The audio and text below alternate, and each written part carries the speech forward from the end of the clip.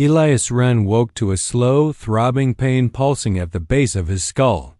His senses came back like a rebooted system lights first, then sound. A steady hum filled the air, punctuated by distant clicks and murmurs he couldn't understand. The walls around him weren't stone or metal in any conventional sense.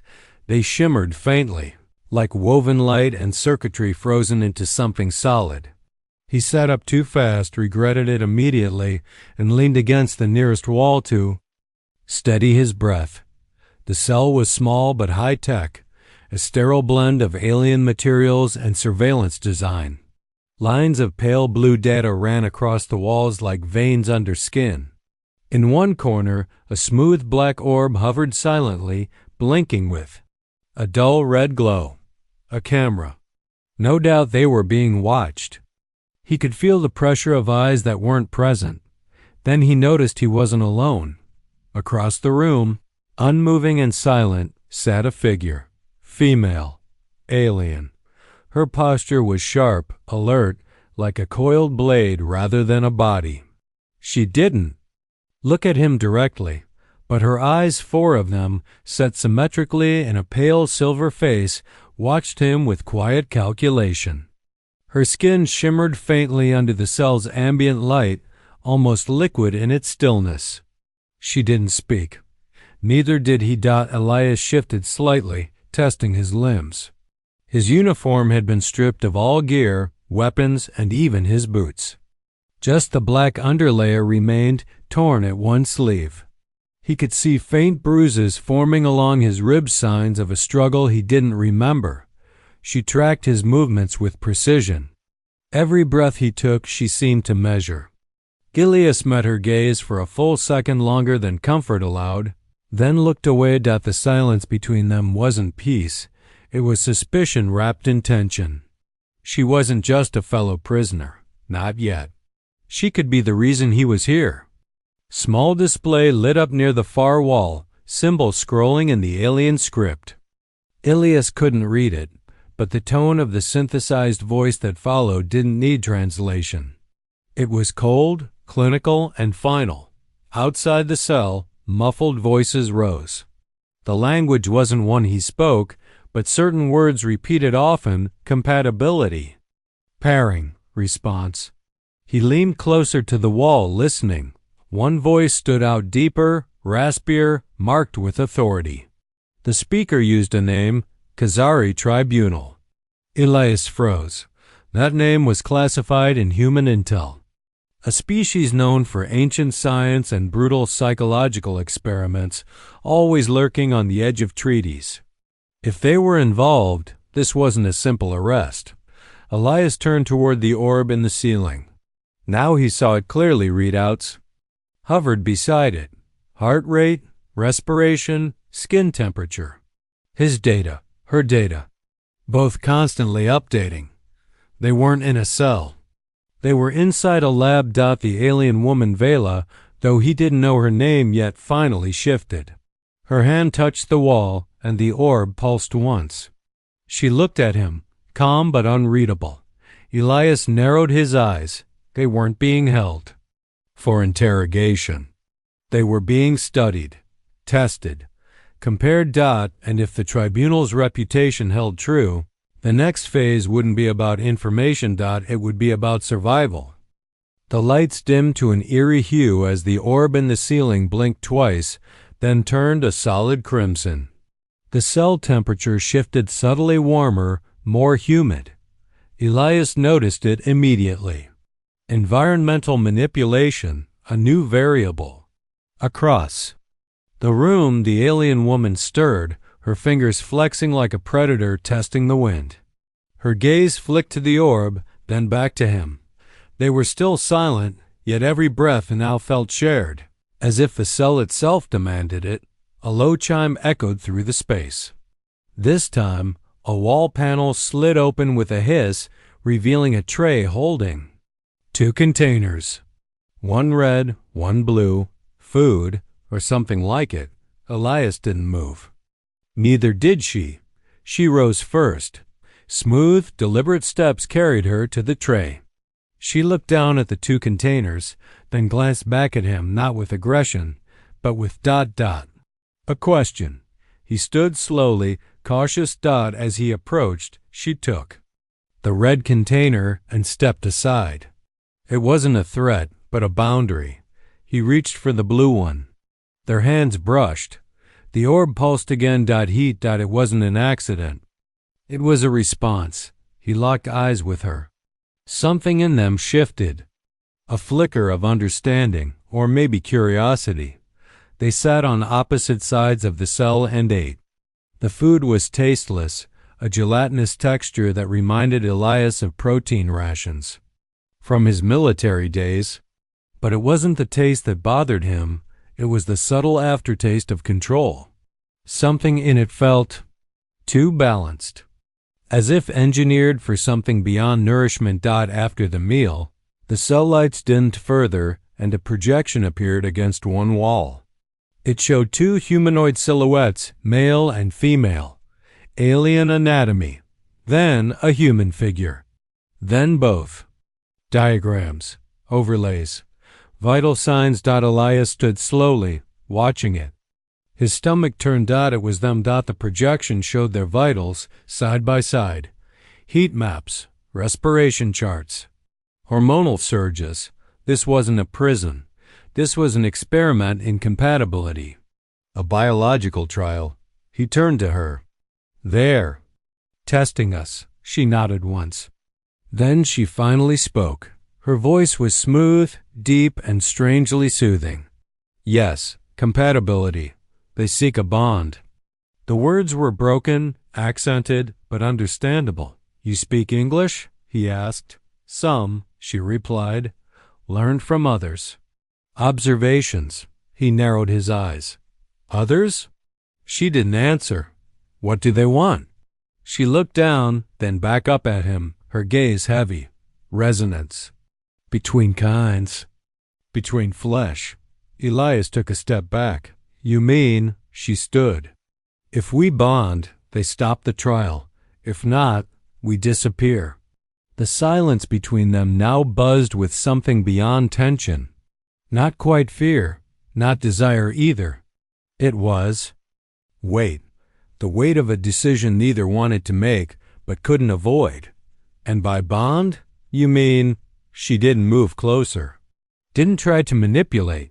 Just stood there, proud and calm. Not just body, soul, thought. It is ritual, old, sacred. He stared at her. The pieces began falling into place.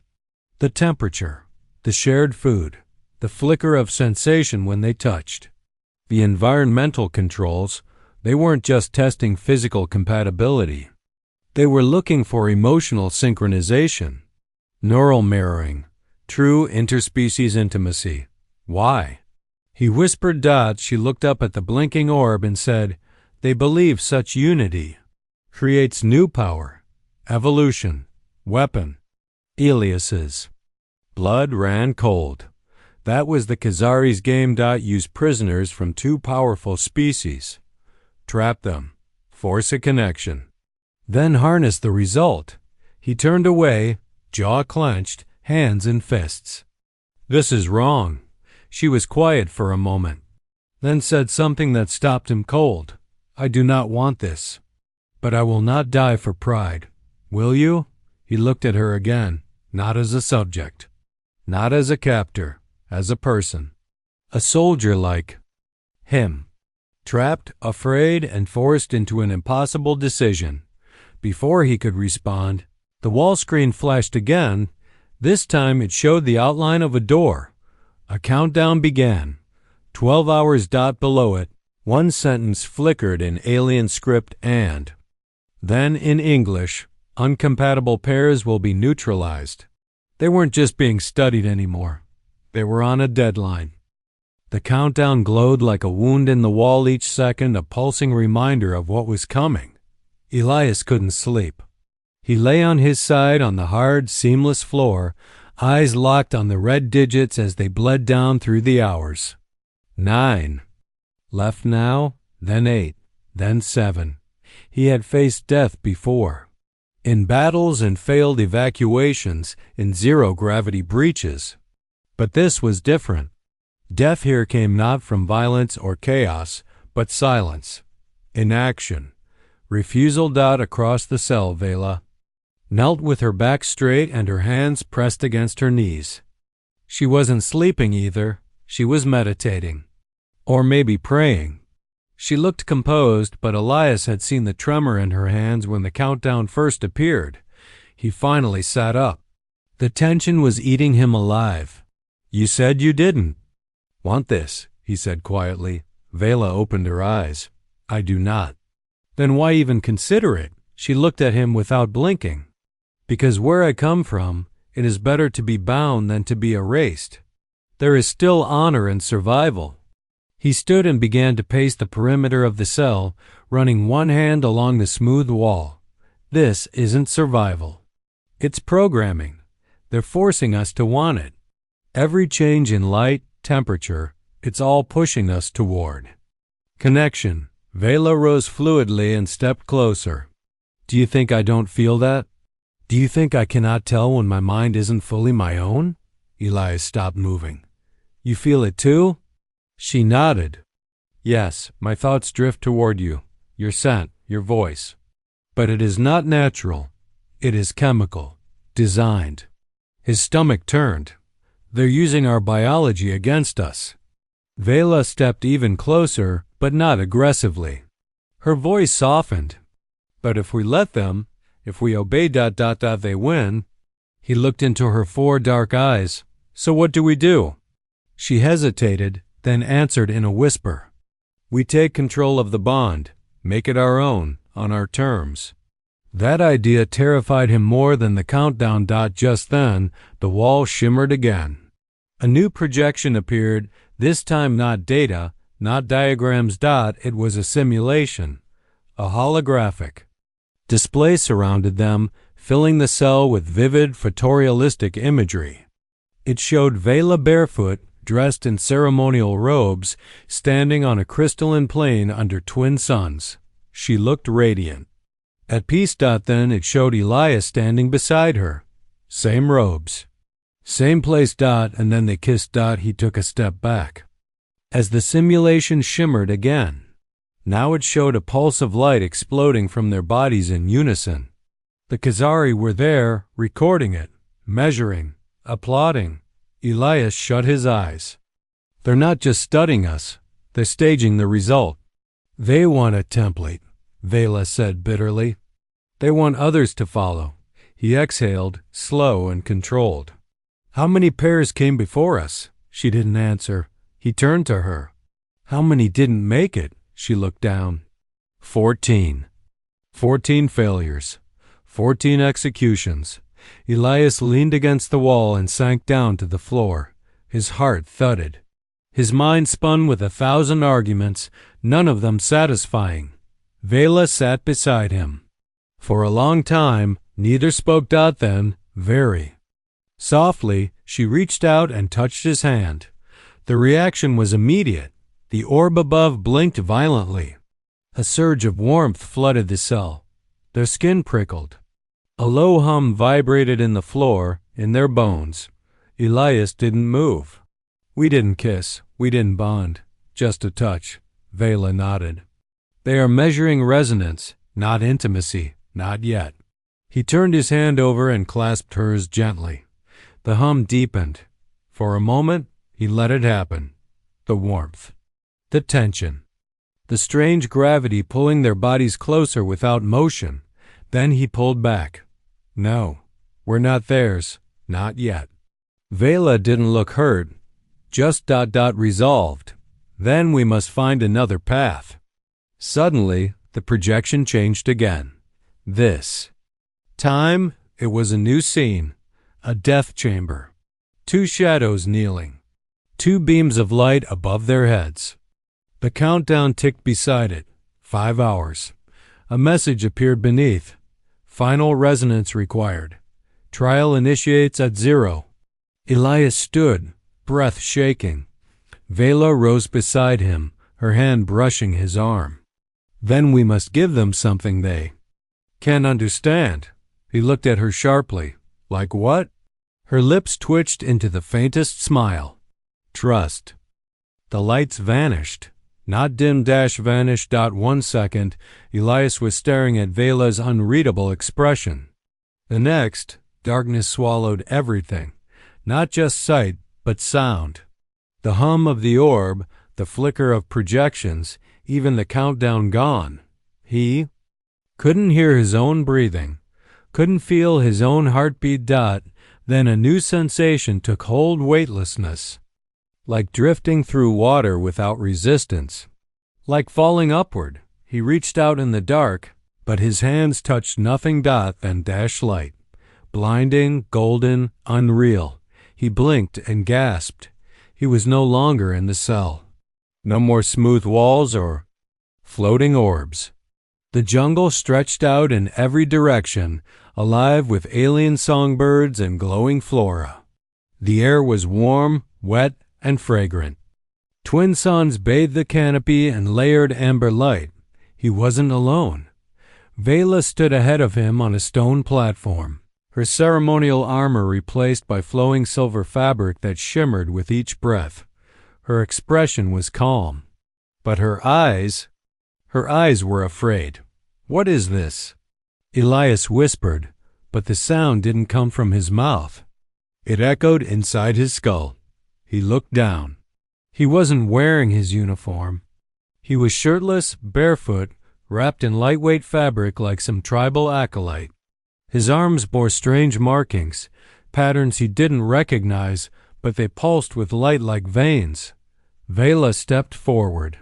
This is the veil, Kezari neural. Manipulation field. How? They injected nanits 2 nights ago, she said. Now we're inside each other's thoughts. Elias felt it then. Not just her voice, but her presence inside him. Her emotions like colors pressing against his skin. Doubt, hope, shame, heat. He staggered back. This is what they wanted. Vaela said, her voice trembling, to force the bond. Not just physical. Cognitive fusion. They turned as the jungle shifted. Trees bent inward, forming a dome. Flowers bloomed in patterns of spiraling symmetry. Symbols appeared in the air, ones he had seen only in briefing files. Symbols of ancient Thalvani mating rituals. He backed away. This isn't real. But our minds believe it is, Vaela said. And if our minds believe, our bodies will respond. Then something new emerged from the trees. Himself. Another Elias stepped forward. Eyes glowing, smiling. Perfect. Serene. His uniform was spotless. His voice when he spoke was kind and cold. You're not enough, the clone said. She deserves more than your scars. Your fear, your failure. Elias turned. Do you see him? Yes, Vaela whispered. And I see myself. Her double approached, regal and untouchable, whispering ancient chants. A perfect version of herself, unburdened by war and capture. This is the trial. The false Vaela said, you must prove yourselves, or be erased. The real Vaela clutched Elias's wrist. It's us or them. He felt the fire in her hand. Not heat will. I don't care about perfection, he said. I care that you're real. She looked up, her breath caught. Then show me. The simulation reacted. The jungle quaked. The light dimmed. Their doubles screamed as cracks formed across their perfect skins, splitting them down the middle like broken glass. And suddenly Elias and Vaela were no longer in the jungle, but in the sky. Floating. Just the two of them, breathing. In unison, bodies suspended. Clothed in light, he reached for her. This time, she didn't hesitate. Their fingers touched and the sky folded inward like shattered crystal. A wave of sound and color erupted outward. Their thoughts blurred. Memory bled into memory. He saw her homeworld's red rivers. She saw his brother's last message. He felt her first kill. She heard his first cry. They became one another, and then darkness again. Elias awoke with a gasp, sweat pouring down his face. The cell. The walls. The countdown. Still running. 3 hours. Across from him, Vaela sat slumped against the wall, shivering. He crawled to her side. Her eyes fluttered open. We saw each other, she whispered. All of it. He nodded. Neither of them spoke for a long while, and then the orb lit up again. A new message appeared. Neural compatibility confirmed. Final trial imminent. Below it, a phrase in Kezari, slowly translated by the system. The flesh now follows where the mind has gone. Elias turned to Vaela. They want the bond. Now, in body. She looked at him with weary strength. Then, we give them something they don't expect. He raised a brow. Like what? She drew closer and whispered, freedom is not given. It is taken. The countdown dipped below 2 hours. Elias could feel it pressing in from the walls, from the orb overhead, from the unseen eyes he knew were watching through every layer of alien metal and mind-interfaced glass. The air had changed again. Pulsed, now warm, heavy, humming like a heartbeat amplified through the cell. Each vibration ran along his spine, matching the rhythm of Vaela's breathing as she stood across from him, face tilted slightly up toward the dimming light. She wasn't afraid anymore. And neither was he. But they weren't ready either. The Kezari didn't want just data anymore. They wanted proof physical unity, observable harmony. They wanted the final layer of control, to see not just emotion, not just thoughts, but bodies. Bend to their engineered desire. It was Vaela who broke the silence first. There is a ritual, she said, voice low. Older than Kezari archives. Forbiddens to be spoken except between soulbound. Elias stood. You think they'll honor it? No, she said. That's why we will. He moved toward her. I'm not here to obey them. Vaela met his gaze. No, you're here to choose. She reached into the folds of her clothing and retrieved something, small metal bands etched with runes that shimmered like wet ink. She held them out between them, soul binders, worn only once in a lifetime. They record the touch of the mind, the heat of the skin, the pulse of truth. They were smuggled into me when I was captured, hidden in my own bones. I was not meant to survive, but I did. Elias took one gently. It was warm, alive almost. This isn't just a cultural token, she continued. This is declaration, a rebellion disguised as union. If we do this, there is no false performance. It is forever. He looked at the band, then back at her. You're saying if we bond truly, we don't just trick the system. We rewrite it. Yes, she said. We give the Kezari what they demanded, but on our terms, and in doing so, we steal their victory. Elias breathed deeply, then nodded. Then let's begin. They stepped into the center of the cell. The orb flickered violently, anticipating, recording, analyzing, but it wasn't ready for what came next. Vaela removed the upper layer of her garments, exposing the sacred markings on her body, each one a record of survival, of trial, of passage through the fires of her people's rights. Elias removed his undershirt, revealing the scars he bore, old wounds, new pain, lines of loss and history carved into flesh. She placed one hand over his heart. He placed one over hers, and then they spoke not in words, but in breath. In silence, in contact. Her lips brushed his forehead first. A benediction. His touched her throat. A vow. The orb above began to vibrate uncontrollably. Heat flooded the cell as their bodies moved closer, not in lust, not in urgency, but in sacred cadence, a slow synchronization, a harmony of intention. She whispered her name into his mouth. He gave his soul to hers in the same breath. Their hands wrapped the soul binders around each other's wrists. A faint blue glow sparked. The symbols etched themselves deeper, adapting, rewriting, and then contact. their foreheads pressed together, their hearts slammed into the same rhythm. Light exploded, not from the orb. From them. It pulsed outward, cracking the floor beneath their feet. A deep bass shockwave slammed into the walls, sending cracks through the seamless Kezari alloy. The orb sparked. Sparks rained down like fireflies. The simulation chamber's illusion failed. The countdown froze. And in that moment, Elias and Vaela joined, bonded, soulbound, fell into each other's arms with nothing left to prove. And everything now changed. They collapsed to the floor, skin slick with sweat, breath tangled, arms wrapped so tightly it felt like armor. Then dash silence. Until a hiss. A door unlocking. The Kezari guards entered, 6 of them. Armed, armored, eyes wide with shock. They had seen the surge, the overload, the breaking of limits. One of them stepped forward, raising a scanner. The results confused him. Another stepped forward, a higher rank. He scanned the soulbinders. The symbols were recognized. He fell to one knee, and the others followed. Elias tried to stand, but Vaela stopped him. "They know what we've done," she said softly. "They cannot control what was freely chosen. And in their laws, that shamus them." The high-ranking guard looked up, spoke in broken galactic common. "Trial complete.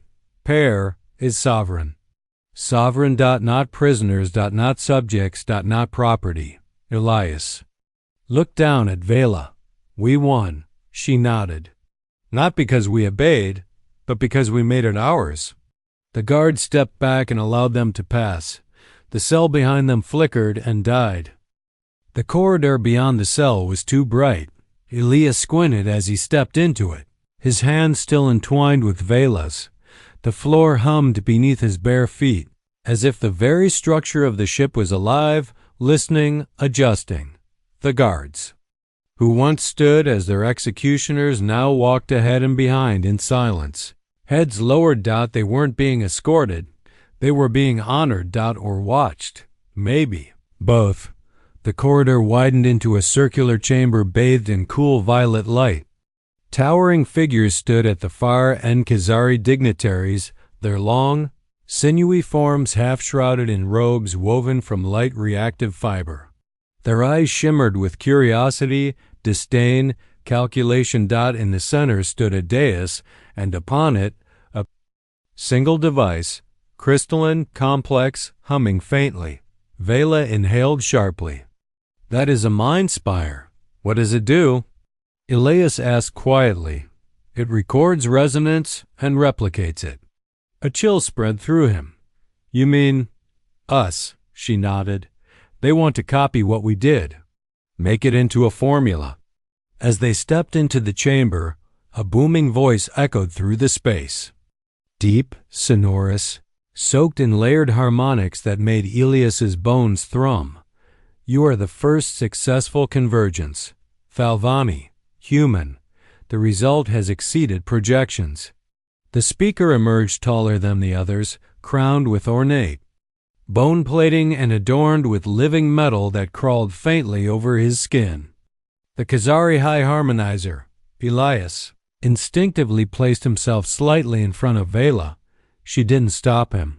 "We didn't do it for you," Elias said flatly. "You did it," the Harmonizer replied, "and that is enough. Choice is irrelevant. Resonance is everything." Vaela stepped forward. Her voice, though quieter, sliced like a blade. "You have broken sacred law. You interfered with rights you cannot comprehend." The Harmonizer's many eyes blinked slowly. "On the contrary, we comprehend them perfectly. That is why we preserve them, amplified them. You were merely variables." Elias's fists clenched. "Then this was never about testing peace. It was about harvesting power. A biocognitive fusion between species with separate evolutionary pathways creates anomalies," the Harmonizer said. "Energy, insight, potential. We are collectors of such anomalies. Slavers, Vaela whispered. The harmonizer turned to her. You mistake enlightenment for chains. Suddenly, the Mind Spire flared to life, projecting a 3D overlay of their bonding, every moment, every heartbeat, every neural spike. There they were, tangled, glowing, alive, not as people. As data. As product. Elias lunged forward, but Vaela held him back. No, she said. We don't destroy it. We corrupt it. He blinked. What? She pulled one of the soul binders off her wrist and whispered a word into it. The band pulsed once, then changed color from soft blue to burning crimson. These are not just ceremonial, she said. They carry memory, essence, and I've altered mine. It now carries something they didn't expect. What does it do? It transmits truth. Before the harmonizer could react, she hurled the soul bonder into the Mind Spire. The device absorbed it instantly. There was a moment of silence, followed by a shuddering pulse that cracked the projection and sent half the Kezari reeling back. Room trembled. Screens glitche. And from the Mind Spire, a new projection emerged, not of bonding, but of the violence that led to it. The experiments. The 14 failed pairs. The deaths. The manipulation. All broadcast to every Kezari ship. Every listening outpost. Every node in their empire. Elias stepped beside Vaela. How did you know how to do that? She looked at him, fierce and calm. I didn't, but I knew what needed to be done. The harmonizer stumbled down the steps of the dais. You've doomed this experiment. No, Elias said. You did. The moment you turned love into a weapon. Vaela turned toward the guards. You followed sacred law. Now you see what your leaders do with it. Choose? There was a pause, then one by one, the guards dropped to a knee. Elias couldn't believe it. Vaela whispered, The Kezari don't fear weapons. They fear belief. The Mind Spire flickered, then cracked. Shattered. A siren wailed. Far in the distance. Red lights began pulsing along the corridor walls. We need to move, Elias said. They won't let us walk away a second time, Vaela nodded. Then we run. They fled the chamber, side by side, sprinting through twisting corridors now lit in crimson warning strobes. Behind them, the empire that tried to enslave their union was unraveling, its secrets broadcast, its honor stained, its prisoners rising. They weren't running from the Kezari anymore. They were running through them. Together. The ship shook. Explosions rippled through the lower decks as Elias and Vaela sprinted through the chaos. Alarms screaming behind them. Automated turrets dropped from the ceiling, but the Kezari guards, now divided in loyalty, were turning on one another. Some tried to contain the rebellion. Others dropped their weapons and joined it. The truth bomb that Vaela had released through the Mind Spire had detonated more than data, it had ruptured. Centuries of obedience. They turned a corner and found themselves face to face with a sealed blast door. A voice crackled over the intercom in stilted common. Human. Thalvani, stop. Vaela raised her hand and summoned a pulse of energy from her soul bonder. It flickered crimson, reacting to her touch. No, she said calmly. We are not yours. She pressed her palm to the lock plate. The lights inside the panel flickered, then burst. The door hissed and groaned, then opened up. Beyond it lay a hangar, wide, empty, except for one thing. A ship. It looked Thalvani in design, but retrofitted with Kezari components, sleek, elegant, fast. Elias's heart leapt. Think. She flies? Vaela smirked. If not, we die quickly. They raced toward it as a new alarm rang out, this one deeper, more urgent. Containment breach. Upper tier collapse. Evacuate. Evacuate. Behind them, a squad of Kezari elites spilled into the hangar. Not guards. Not rebels. Enforcers. Clad in obsidian armor, wielding energy spears. They charged without hesitation. Elias turned mid-run and fired the last pulse round from a salvaged rifle one shot. Then nothing. Empty. Vaela skidded to a stop, planted her feet, and raised both arms. The Soulbinder. On her wrist blazed like a newborn star. A wave of force, raw, invisible, silent, rushed out from her body. The charging enforcers slammed into the floor, their weapons scattering like leaves in a storm. Sparks flew. Metal groaned. One of them stood again, only to be dropped by Elias's boot to the jaw. They reached the ship. Elias punched the console. The cockpit lit up with alien symbols familiar now after the neural merge. He didn't hesitate. He let the bond guide him.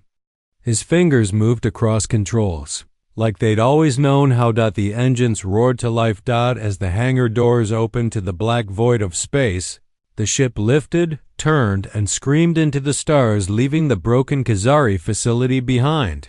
Inside the cockpit, Elias let out a long breath. His hands trembled. Vaela sat beside him, quiet, calm, watching. Where now? He asked. Anywhere they cannot follow. He glanced at her. You sure they won't hunt us? Oh, they will, she said softly, but not as rulers. As liars, as traitors to their own truth. He leaned back and stared out into the glittering void. We exposed them. That's enough. No, she said. It's only the beginning. The ship glided smoothly now, the stars unfolding ahead of them. They weren't fugitives. They were witnesses. Proof. Not of compatibility, but of defiance. Of unity born not from coercion, but from choice, from love. They docked weeks later at a neutral trading post orbiting a gas giant in the outer belts, an unclaimed world, a melting pot of exiles, traitors, and spies. There the rumors had already spread of a bonded pair, a human and a Thalvani priestess, who survived the Kezari trials, who tore down an empire's secret experiments with nothing but their will and their bond. Some called them heroes. Some called them dangerous, but all of them listened when they spoke. Elias sat across from Vaela, in the open-air atrium of a diplomatic outpost overlooking the storm-racked planet below. He reached for her hand. She didn't flinch. Their soulbinders glowed faintly where they touched. Think this'll last? He asked. She said, This is forever.